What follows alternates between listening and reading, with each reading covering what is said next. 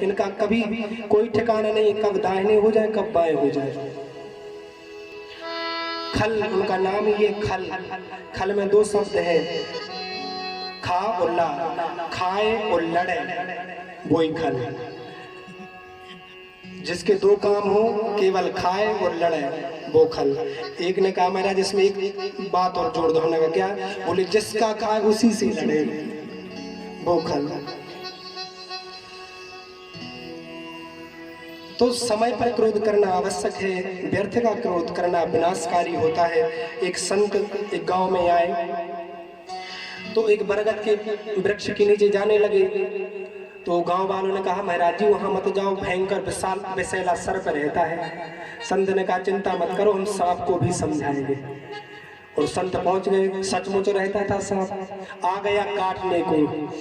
संत ने कहा रहने दे रे, एक तो तामसी देह में ला है और संतों को काटने चला है, भगवान का भजन कर, इस देह से छुटकारा पा। तो मेरा संत की बात उसको समझ में आ गई।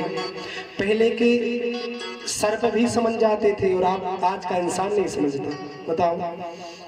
तो संत ने कहा कि भगवान का भजन किया कर। मेरा बाबा का, उस महात्मा का 1 नंबर का चीला बन गया उस सांप। और संत कह के चले गए कि व्यर्थ में किसी को नुकसान मत पहुंचाना, कह करके चले गए। बोले बेटा मैं 2-3 दिन बाद फिर यहाँ से निकलूंगा तो मिलता जाऊंगा। अब गांव के बच्चे उस सांप के पास में पहुंचे तो उन्होंने दूर से जाकर के कंकड़ फेंका, तो उसने कुछ नहीं किया। एक बोला वो नहीं काटता, चलो पास में। फिर वो और पास में पहुंचे, फिर कंकड़ मारा, फिर सांप ने कुछ नहीं कहा, वो तो पक्का चेला था। एक ने कहा वो नहीं काटता, चलो पकड़ लो। सुमेरा उसको पकड़ लिया, फिर भी सांप ने नहीं काटा। स्थिति ये बना दी उन गांव के बालकों ने उस सांप की, उस बरगद के पेड़ की डाली को सांप को डाले और झूला झूले।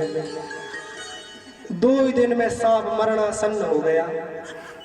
अब तो मेरा अब संत वहां से निकले तो उन्होंने बुलाया चेला। अब चेला हो तो आए, चेला तो मरणासन्न। जाकर के देखा तो एकदम मरा सा पड़ा है। संत ने कहा बेटा तुम्हारी यह दुर्दशा किस कुसंगत से हो गई है? तुम्हारी यह दुर्दशा किस कुसंगत से हो गई है? सांप बोला गुरुजी यह कुसंगत से नहीं बल्कि सत्संग से हो गई है।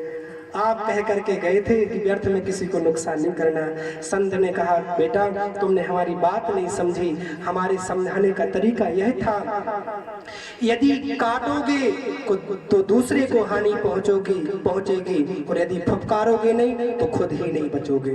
कहने का मतलब यदि क्रोध नहीं करोगे तो आदमी तुम्हारी ऊपर भारी पड़ने लगेंगे और क्रोध करोगे तो दूसरों को हानि पहुंचेगी। तो जीवन में जो व्यक्ति व्यर्थ का क्रोध करते हैं